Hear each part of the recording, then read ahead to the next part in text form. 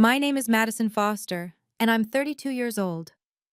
Have you ever walked into a bank just to withdraw $99? Have you ever had the bank manager call you a beggar and order security to throw you out? Now imagine that manager is your own sister. That's exactly what happened to me last Tuesday at Prosperity Financial.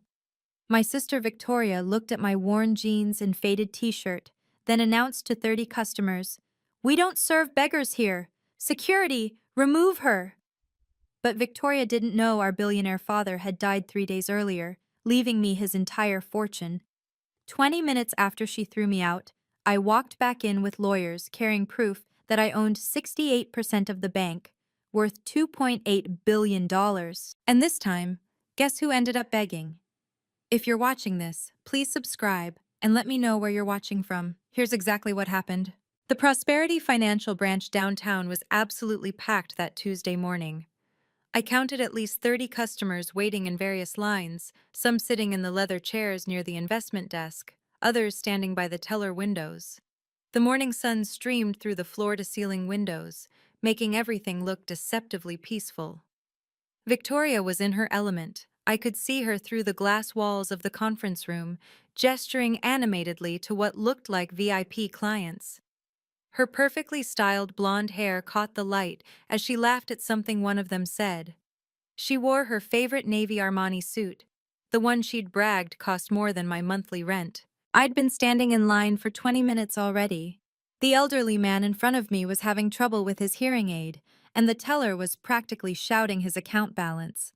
Behind me, a mother tried to keep her twin toddlers from running around while she juggled paperwork. The bank smelled like leather and that aggressive air freshener they always use, pine forest or mountain breeze or something equally artificial. Classical music played softly through hidden speakers, occasionally interrupted by the electronic voice calling out queue numbers. "Next please, window 3, the automated system announced. I shifted my worn canvas bag on my shoulder and checked my phone. 11:47 a.m. The pharmacy closed at 6. Mom needed her heart medication today, not next week when my replacement ATM card would arrive. That's the only reason I was here, in Victoria's kingdom, about to ask for something as simple as accessing my own money. A security camera in the corner blinked its red light at me. I wondered if Victoria ever reviewed the footage. Probably not. She had people for that. I caught my reflection in the polished marble pillar and winced. My jeans had a small tear near the knee, not the fashionable kind, but the "I've had these for 5 years" kind. My faded graphic design conference t-shirt from 2019 had seen better days. I hadn't even bothered with makeup this morning. The contrast with everyone else was painful. The woman next to me wore a crisp white blouse and designer heels that clicked authoritatively on the marble floor. The man behind her had a Rolex that probably cost more than my car. Even the college kid by the ATM was wearing brand name everything. A teller I didn't recognize glanced at me, then quickly looked away. I saw that look. The quick assessment, the dismissal.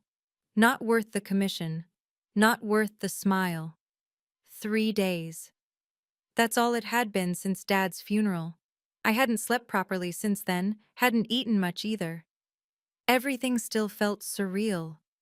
William Foster, founder of this very bank, gone at 71. The man who built Prosperity Financial from a single branch in 1987 to an empire worth billions. And where was Victoria during the funeral? "Important client meeting in Tokyo," she'd texted. Not even a phone call. Not even flowers, just a 2-line text and radio silence. I rubbed my eyes, feeling the exhaustion in my bones. The funeral arrangements, the cremation, the memorial service. I'd handled everything alone while she was presumably signing deals and counting her bonuses. "Ma'am? Ma'am, you can move up," someone said behind me. I shuffled forward, aware of how out of place I looked. The freelance graphic designer daughter. The disappointment. The one who didn't follow in Daddy's footsteps. Victoria loved reminding me about my unstable lifestyle choices. Last Christmas, she'd actually created a PowerPoint presentation about investment opportunities, complete with graphs showing how my freelance income was unsustainable compared to her six-figure salary plus bonuses. Madison still thinks she can make it as an artist, she'd told our aunts, using air quotes around artist. Meanwhile, some of us understand real responsibility. Real responsibility. Like she'd shown Annie when Dad was dying.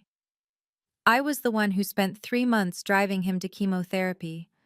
I was the one who held his hand when the doctors said there was nothing more they could do. I was the one who heard his last words. "Your sister. She's lost her way," he'd whispered that final night. "The money. It changed her. Promise me. Promise me you'll stay who you are." I'd promised, even though I had no idea what he meant about Victoria being lost. Even though I was barely making ends meet with my design work. Even though everyone at family gatherings looked at me with that mixture of pity and confusion, how could William Foster's daughter be struggling? The line moved again, only 3 people ahead of me now. Through the conference room glass, I could see Victoria wrapping up her meeting. She stood shaking hands with the clients, that practiced smile never wavering. She hadn't even asked about Dad's will. Probably assumed she'd get everything. The successful daughter. The one who understood banking. The one who carried on the family legacy. Little did she know what Dad had planned. Little did any of us know, really. The lawyers had only called me yesterday, and even I was still processing what they'd told me. All I needed was $99. That's it. Mom's heart medication cost exactly $98 or $67 with her insurance copay. The pharmacy had called twice already this morning. "Mrs. Foster's prescription is ready. She's marked as urgent refill.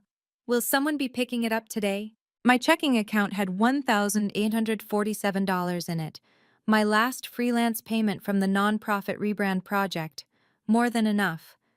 But my ATM card was somewhere in the depths of the Chase Bank ATM on 5th Street, swallowed whole when I'd entered the wrong PIN 3 times.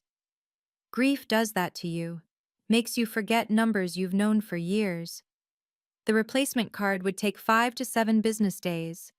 The cheerful customer service rep on the phone had assured me it was expedited processing. But Mom needed her medication today, not next week. I'd tried everything else first. Online transfer to Mom's account? Her bank wasn't linked, would take 3 days to verify. Venmo? Mom didn't have it. Cash advance on my credit card? The only ATM that would do it was broken, which left me here, in Victoria's branch, about to do the one thing I'd sworn I'd never do. Interact with my sister at her work, her kingdom, her territory where she held all the power. "Next, please." 2 more people ahead of me. My phone buzzed. Another text from the pharmacy. I could feel my chest tightening. Mom had already stretched her pills, cutting them in half to make them last through the funeral chaos. She had maybe 1 day's worth left. The woman in front of me was arguing about overdraft fees. The teller looked stressed, kept glancing toward the manager's office. Victoria's office. CVS closed at 6. It was already past noon. After this, I'd need to drive across town in lunch hour traffic, find parking, wait in line at the pharmacy. Every minute counted. Mom had been so fragile since Dad died. They'd been married 43 years. Now she sat in that big empty house, taking her pills on schedule, pretending she was fine. But I'd seen her hands shake when she opened the medicine bottle this morning, down to her last 3 pills. "It's just a little heart condition," she always said. "Nothing serious." But the cardiologist had been clear. Missing doses could trigger arrhythmia. At her age, with her grief weakening her system, we couldn't take chances. I'd rather walk through fire than ask Victoria for help. The last time I'd asked her for anything, just to borrow her car when mine was in the shop, she'd lectured me for 40 minutes about personal responsibility and planning ahead. Then she'd said no anyway. But this wasn't about me. This was about Mom. The man in front of me finally moved. 1 person left. Through the glass, I saw Victoria emerging from the conference room escorting her clients toward the exit. She was laughing, touching one man's arm lightly, playing the perfect executive. She hadn't even called Mom since the funeral. Hadn't checked if she needed anything. Too busy with her important banking world to remember she had a family. "I can help you here," the teller called out. This was it. I walked to window 3, already feeling my stomach churning. Just $99 from my own account. How hard could it be? I was about to find out exactly how hard Victoria could make it. If you've ever been looked down on by family members who think they're better than you, hit that like button. I see you, and your worth isn't determined by your job title or bank account. And trust me, what happens next will make you believe in karma. Don't forget to subscribe if you haven't already. We're almost at 500K subscribers. Your support means everything. Now, let me tell you what happened when I finally reached that teller window. "Good afternoon. How can I help you?" The teller, whose name tag read Janet, gave me a practiced smile.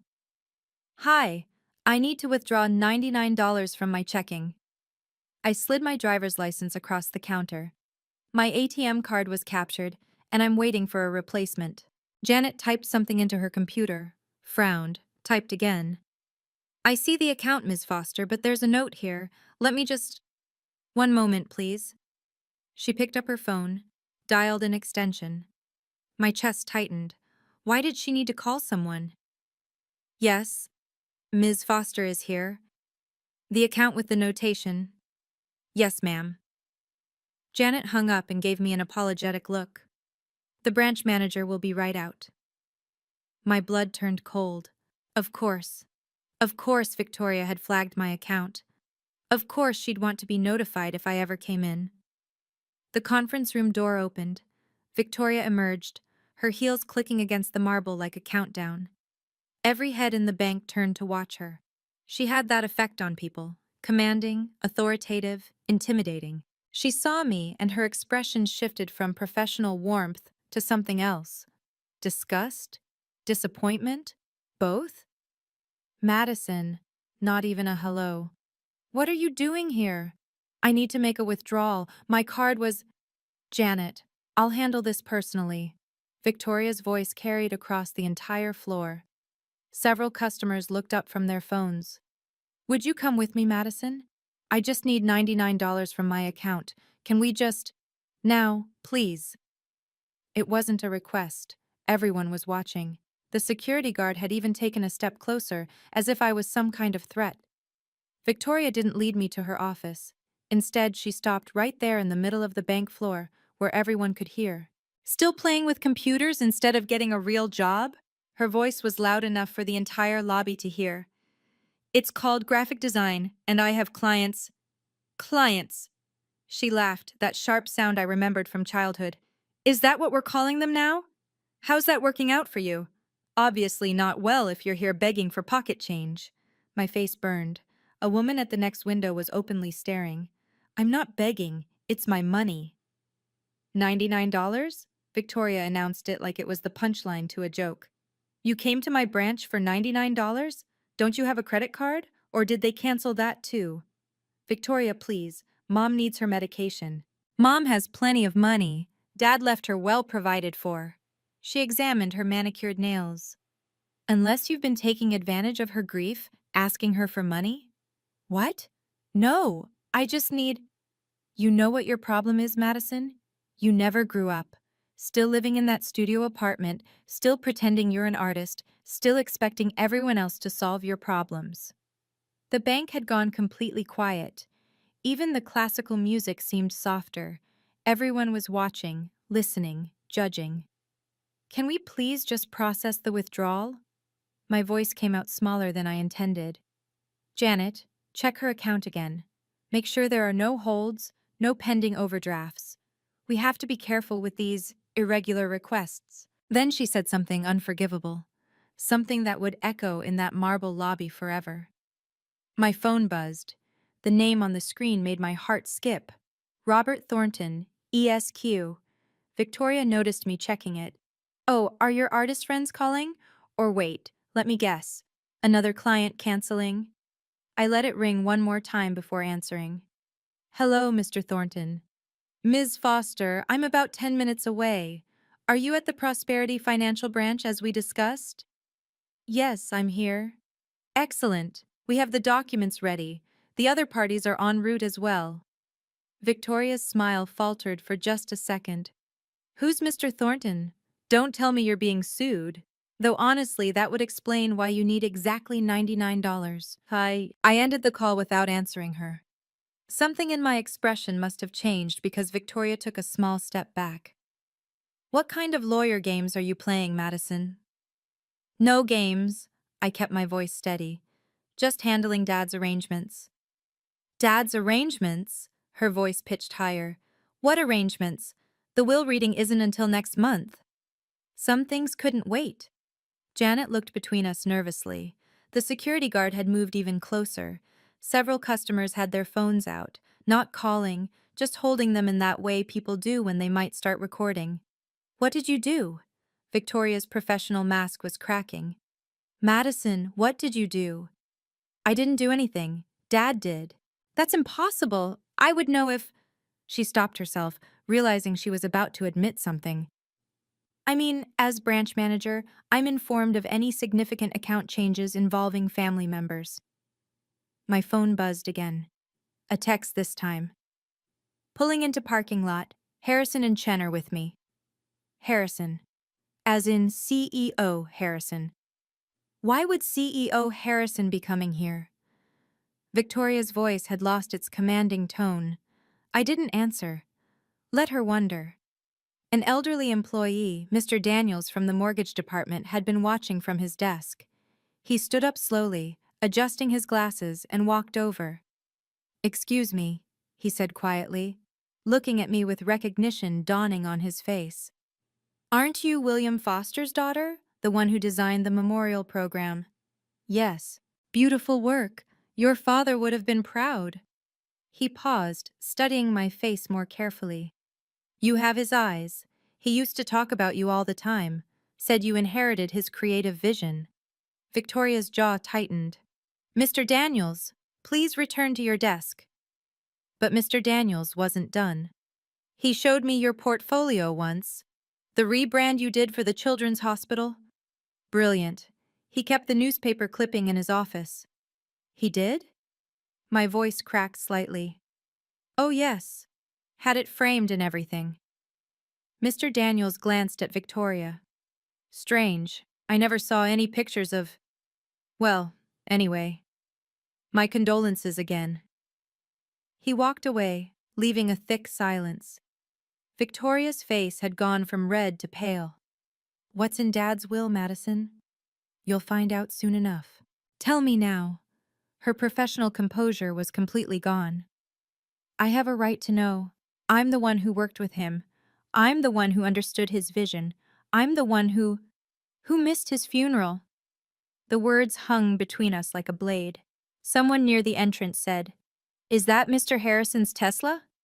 Victoria spun toward the windows. 3 men in expensive suits were walking toward the entrance. And yes, one of them was definitely CEO Harrison. We don't serve beggars here. Victoria said it loud enough for the entire bank to hear. The words echoed off the marble walls, seemed to hang in the air like a neon sign. Every single person in that bank turned to stare. A teenager in the corner raised his phone, definitely recording now. The mother with the twins pulled them closer, as if poverty might be contagious. Security, Victoria called out, her voice carrying that authority that made people obey without thinking. Please escort this person out. She's creating a disturbance. I'm not creating anything. I stood my ground. I'm a customer trying to access my account. You're harassing staff and making other customers uncomfortable. Victoria turned to the growing audience. I apologize for this disruption. We maintain certain standards at this branch. The security guard, a young guy named Marcus who looked deeply uncomfortable, approached slowly. Ma'am, I'm going to have to ask you to… Ask her for her account number, I said calmly. Ask her to pull up my account. Check the balance. Don't enable her, Marcus. Victoria's voice was ice. She's obviously having some kind of breakdown. Grief can do that to people. Grief? I laughed, but there was no humor in it. You want to talk about grief? You didn't even come to Dad's funeral. I had obligations. You had a choice. And you chose this. I gestured around the bank. You chose money over family, every single time. The entrance doors swooshed open. 3 men in dark suits entered, their presence immediately changing the atmosphere. CEO Harrison, tall and silver-haired, scanned the lobby until his eyes found us. That's when the doors opened again. I'm not leaving. I planted my feet, keeping my voice steady despite the dozens of eyes on me. My account number is 4847-2901-8834. There's $1,847 in it. I need 99. Janet nervously typed the numbers. Her eyes widened at the screen. The account is... It's valid, Ms. Foster. The funds are available. Then process my withdrawal. Victoria stepped between me and the teller window. You're embarrassing yourself, and more importantly, you're embarrassing this institution. Dad would be mortified.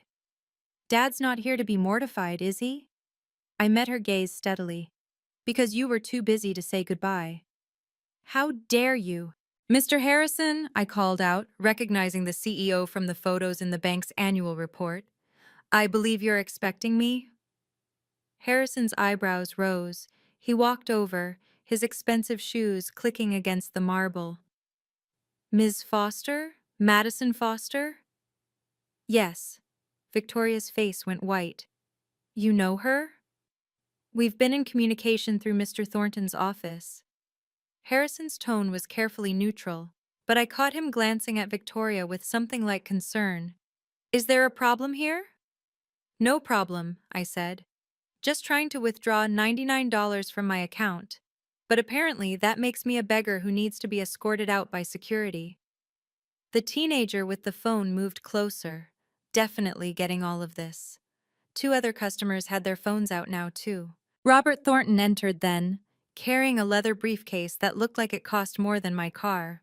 Behind him, another man I didn't recognize, probably Chen from the legal department. Ms. Foster, Thornton said formally, shall we proceed? Can you imagine being treated like this by your own family, your own sister? If this story resonates with you, please share it with someone who needs to hear that their worth isn't determined by their bank balance. And if you're new here, hit that notification bell so you don't miss what happens when those lawyers reveal why they're really here. Trust me, Victoria's reaction is something you won't want to miss. The documents in that briefcase are about to change everything. Now here comes the moment that shocked everyone in that bank. Robert Thornton set his leather briefcase on the nearest desk with a decisive thud. The sound seemed to echo through the now silent bank. Ms. Foster, he said, his voice carrying the authority of someone who'd argued cases in federal court. I have the documents ready for immediate execution. Victoria's voice cracked. What documents? What is this about? Thornton looked at her with professional detachment. Ms. Victoria Foster, I presume?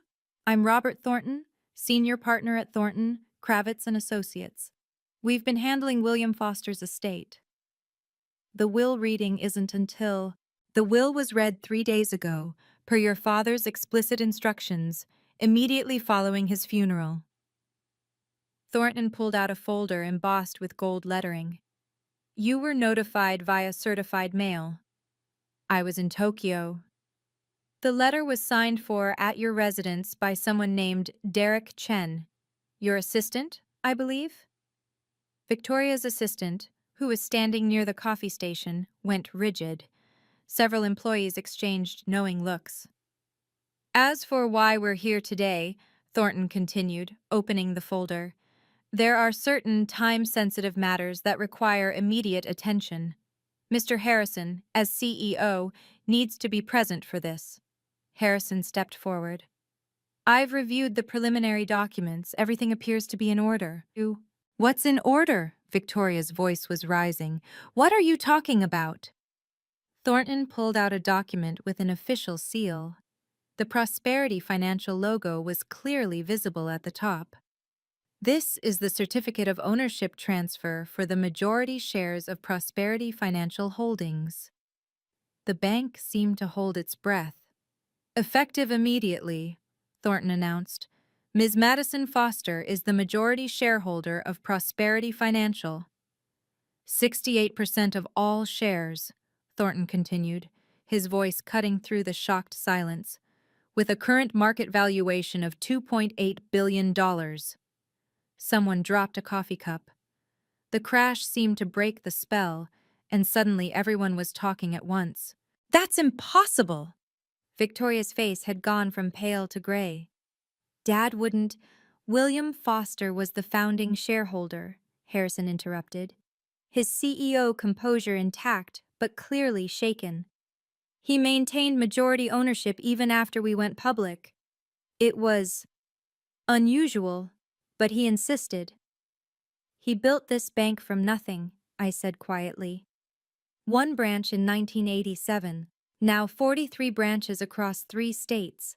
Thornton pulled out another document. Mr. Foster's instructions were very specific.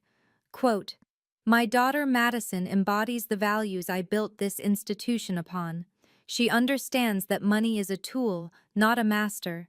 She will guide Prosperity Financial back to its founding principles." Victoria's legs seemed to give out. She grabbed the edge of a desk.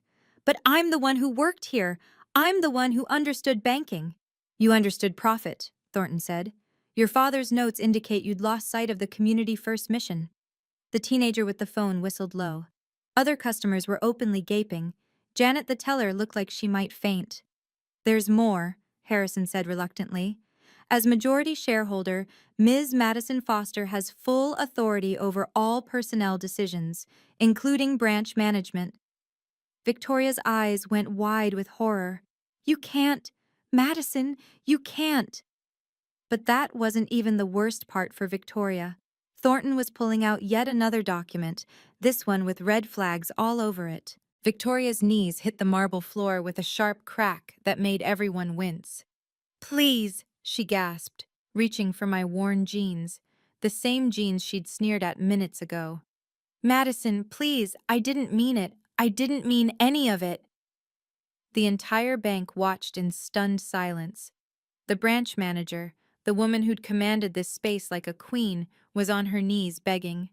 "Get up," I said quietly. "I'm sorry. I'm so sorry. I was stressed. The Tokyo deal fell through. I haven't been sleeping."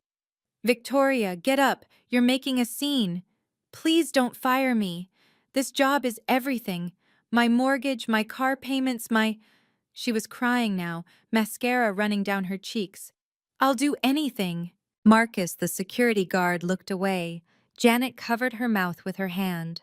The mother with the twins ushered them toward the exit, but everyone else stayed, transfixed. "Ms. Foster," Harrison said carefully, addressing me with a deference that felt surreal.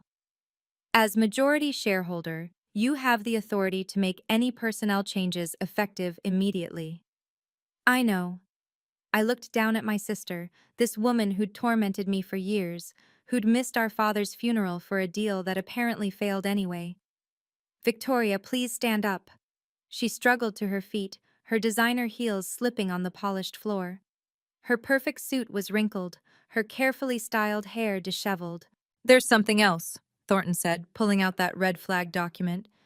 "Mr. Foster requested a full forensic audit of this branch to be initiated immediately upon transfer of ownership."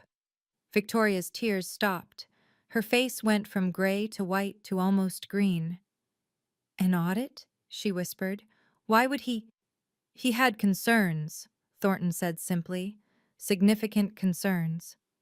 "Mr. Harrison," I said, my voice carrying across the silent bank, "I want a full forensic audit of this branch, starting immediately." "Madison, wait," Victoria started. "Ms. Foster," I corrected her. "In this building, you'll address me professionally." The shift in power was palpable. Every employee, every customer could feel it. "Mr. Thornton, do we have auditors on standby?" "Deloitte has a team ready. They can be here within the hour." "Good." Victoria, you're suspended effective immediately pending the results of the audit. You can't. I can, and I am. I turned to Harrison. Please have security collect her keys, company phone, and access badges. Victoria looked like she'd been slapped. In front of everyone? Like when you called me a beggar in front of everyone? I kept my tone professional, calm. Marcus, please escort Miss Foster to her office to collect her personal items. Nothing else. This is revenge, Victoria shrieked. You're destroying me because I'm following standard protocol for a financial audit. You know this, Victoria. You've implemented it yourself 3 times with other employees. Harrison nodded. She's correct. This is textbook procedure. I pulled out my phone and dialed. Mr. Harrison, I assume you have a direct line to the head of compliance? Of course. Good. I want every transaction, every account, every decision Victoria has made in the last 5 years reviewed. Victoria swayed on her feet. 5 years? Dad started noticing discrepancies 5 years ago, I said. He documented everything. The crowd gasped. Someone whispered, embezzlement? That's to be determined, I said carefully. But we will find out. I walked back to Janet's teller window. The entire bank watched as I placed my driver's license on the counter. I still need to withdraw $99, please. Janet's hands shook as she processed the transaction. Of course, Miss Foster. Would you like that in 20s? Whatever's convenient. She counted out 4 20s, a 10, a 5, and 4 ones with the kind of precision usually reserved for million-dollar transactions. The cash felt surreal in my hands. All this for $99. Thank you, Janet. I folded the bills carefully into my wallet. You've been very professional. Harrison cleared his throat. Ms. Foster, we should discuss the transition. There are immediate decisions that need— Monday, I said. We'll meet Monday. Today, I need to get my mother's medication. I looked around the bank, at all the faces staring at me. Some with awe, some with fear, some with a kind of hungry curiosity. I want all staff to know that no one else's job is in jeopardy. This audit concerns only transactions authorized at the management level. I paused. However, if anyone has information about irregularities, there will be an anonymous reporting system set up by end of day. 3 employees immediately looked at each other. One mouthed, finally. Mr. Thornton, please send the ownership documents to all board members. Schedule an emergency meeting for Monday morning. Already done. They're awaiting your availability. I started walking toward the exit, then stopped. Oh, and Victoria? That client meeting in Tokyo you missed Dad's funeral for? Harrison just told me it fell through anyway. The sound she made was barely human. The forensic audit results came back in 48 hours.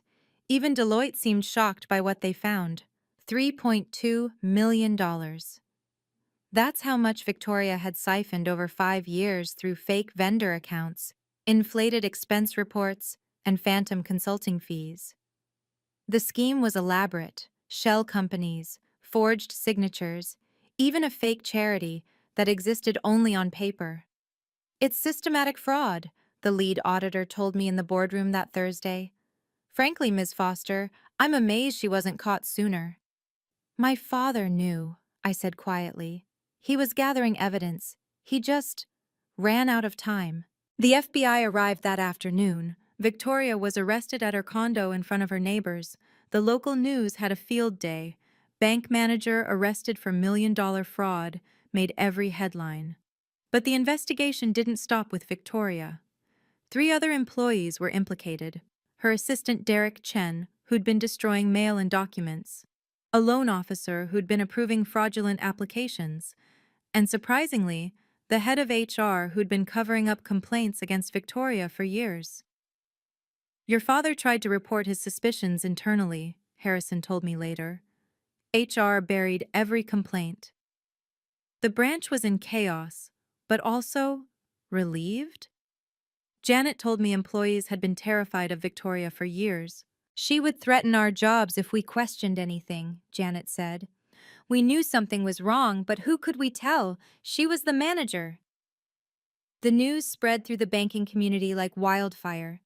My phone didn't stop ringing. Reporters, board members, other branch managers all wanting to know what would happen next. But I had one more stop to make first. Mom was sitting in her favorite chair when I got home that evening, her pills safely refilled and organized in her weekly container. "I saw the news," she said quietly, "about Victoria." "I'm sorry, Mom, I know this must be—" "Your father knew." She pulled out a letter from the side table. "He left this for me to give you after everything was revealed." I recognized Dad's handwriting immediately. My hands trembled as I opened it. "My dearest Madison," it read. "If you're reading this, then you've discovered the truth about Victoria and the bank. I'm sorry I couldn't handle this myself. The cancer came too fast. But I knew you would do what needed to be done. You have the strength Victoria never had. The strength to choose what's right over what's profitable. The bank needs you, not because you understand numbers, but because you understand people. Victoria lost her way chasing money. Don't let her path become yours. Use this wealth wisely. P.S. Your mother needs her medication. Take care of her for me." I was crying by the end. "He suspected for years," Mom said. "Started documenting everything when he got sick. He said Victoria had become someone he didn't recognize. Why didn't he stop her sooner? He hoped she would come forward herself. Even at the end, he hoped." Mom touched my hand. "But he knew you would handle it properly, legally, without malice." 3 customers from the bank had sent me messages, apologizing for not speaking up when Victoria humiliated me. One included a video she'd recorded of the entire incident. "Your father would be proud," Mom said. "You stood up for yourself without becoming like her." I could have pressed for the maximum sentence. The federal prosecutor said Victoria faced up to 20 years for fraud of this magnitude. But I asked for leniency in my victim impact statement. "She's still my sister," I told the judge. "I want her to make restitution and get help, not rot in prison." Victoria got 5 years, with possibility of parole in 2. She has to repay every penny, plus interest. The other employees got lesser sentences, mostly probation and fines. The day after sentencing, Victoria's lawyer delivered a letter from her. "Madison, I don't expect forgiveness. I lost myself somewhere along the way. Dad tried to warn me, but I was too arrogant to listen. Too obsessed with being successful. I forgot that success isn't about how much you have, but about how you treat people. You were right to stop me. I'm sorry it took losing everything to see what I had become. Maybe someday, when I've earned it, we can be sisters again." Victoria. I set new policies at the bank. Mandatory ethics training, anonymous reporting systems, regular audits, and a new mission statement that put community first, profit second. "Your father's vision," Harrison said, approving the changes. "He'd be thrilled." I kept my freelance business. The bank board was confused. Why would their majority shareholder work side jobs? "Because I'm not my sister," I told them. "I don't need to prove my worth through a title or a salary. I know who I am." The $99? I framed the withdrawal slip and hung it in my office. A reminder that even the smallest injustice deserves to be challenged. 6 months later, Prosperity Financial was thriving under new leadership. We'd returned to Dad's original vision, community banking that actually served the community. Our customer satisfaction scores hit record highs. I still wear my old jeans to board meetings sometimes. It makes some members uncomfortable, but I don't care. Clothes don't determine competence. The branch where it all happened? Completely transformed. Janet is now the manager. She earned it through dedication and integrity. Marcus, the security guard, is studying for his Series 7 license with the bank's support. Even Mr. Daniels came out of semi-retirement to help train new employees on ethical banking. I use my dividend income strategically. Half goes to Mom's care and maintaining Dad's legacy. The other half? I created the William Foster Foundation for Financial Literacy, providing free education to underserved communities. Victoria writes from prison occasionally. She's taking accounting courses, legitimately this time. She says she wants to teach business ethics when she gets out. "The irony isn't lost on me," she wrote. I visit her once a month. We're working on rebuilding, slowly. She's different now, humbled, genuine in a way she never was before. Maybe losing everything was what she needed to find herself. Money doesn't define worth, I told her during our last visit. Character does. I know that now, she said. I just wish I'd learned it sooner. You learned it when you needed to, I replied. That's all any of us can do. The bank? It's not just surviving, it's setting new standards for ethical banking. Turns out, treating people with respect is good business. Who knew that asking for $99 would change everything? Thank you so much for watching my story. If you've ever been underestimated by someone who later regretted it, I'd love to hear about it in the comments below. What would you have done in my situation? And remember, your worth isn't determined by your bank account, your job title, or what others think of you. It's determined by how you treat people and stay true to your values. If this story touched you, please subscribe and share it with someone who needs to remember their worth. Until next time, stay strong and never let anyone dim your light.